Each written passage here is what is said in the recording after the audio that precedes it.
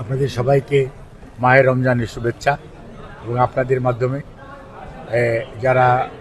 অনুষ্ঠান দেখবেন অথবা দেখছেন এবং দেশবাসীকে মাহে রমজানের শুভেচ্ছা জানাচ্ছি। এবং আমাদের বাংলাদেশ জাতীয়তাবাদী দলের চেয়ারম্যান দেশনেত্রী বেগম খালেদা জিয়ার পক্ষ থেকেও আপনাদের সবাইকে রমজানের শুভেচ্ছা জানাচ্ছি। দেশনেত্রী বেগম খালেদা জিয়া গত 8ই জানুয়ারি থেকে লন্ডনে চিকিৎসাধীন আছেন, সেটা আপনারা দীর্ঘদিন যাবৎ জানেন। এবং উনি আল্লাহর অশেষ মেহেরবানিতে এবং আপনাদের সবার দোয়ায়, চিকিৎসকদের প্রচেষ্টায়, সর্বোপরি আমাদের সবারই যে ঐকান্তিক আকুতি এবং দোয়া এবং চেষ্টা, তারই ফলশ্রুতিতে এখন পর্যন্ত আলহামদুলিল্লাহ আগের চেয়ে ওনার শারীরিক অবস্থা অনেকটা স্থিতিশীল আছে। এখন এই অবস্থায় হয়তো উনি চিকিৎসকরা নিয়মিতভাবেই এখানকার চিকিৎসকরা ওনাকে বাসায় হোম ভিজিটের মাধ্যমে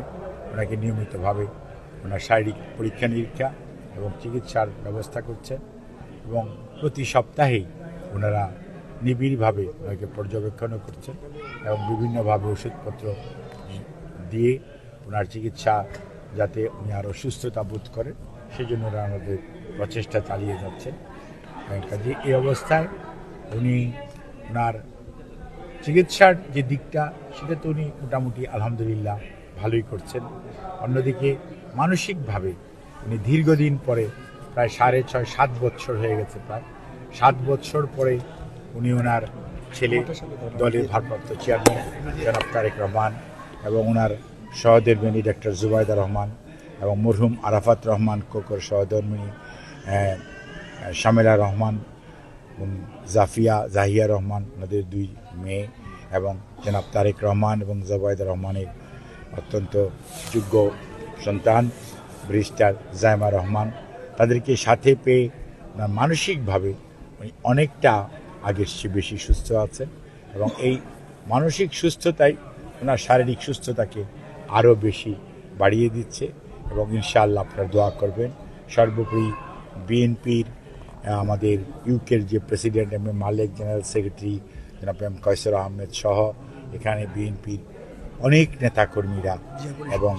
জিয়া পরিষদ শুধু নয় সকল অঙ্গ সহযোগী সংগঠনসমূহের নেতাকর্মীরা, সর্বোপরি দেশের মানুষ এবং বিদেশের মানুষও ওনার জন্য যে দোয়া করছেন তার বদৌলতে উনি ওনার জ্যেষ্ঠপুত্র অর্থাৎ জনাব তারেক রহমান সাহেবের বাসায় চিকিৎসাধীন থাকা অবস্থায় আগের চেয়ে উনি অনেকটা ভালো আছেন, এটি বলা যায়। খুব সুস্থ উনি হয়ে উঠেছেন একথা আমি বলবো না, বাট উনি যে কোনো সময়ের তুলনায় আল্লাহর অশেষ মেহেরবানি অনেকটা সুস্থ আছেন। আপনারা ওনার সুস্থতার জন্য দোয়া করবেন এবং উনি যখনই এখানকার চিকিৎসকরা ওনাকে অনুমতি দিবে যাওয়ার জন্য তখনই উনি বিদেশ থেকে থাকার মানুষ উনি নয়, কারণ আগেও দেখেছেন সরকার বিদেশে পাঠাতে চেয়েছে, জোর করে উনি আসেন নাই। উনি বলেছেন বিদেশে আমার কোনো প্রভু নাই, হয়তো বন্ধু আছে, এবং উনি দেশের মানুষকে ভালোবাসেন এবং খুব শীঘ্রই চিকিৎসকরা যখনই বলবেন উনি দেশে ফেরত যাবেন ইনশাআল্লাহ।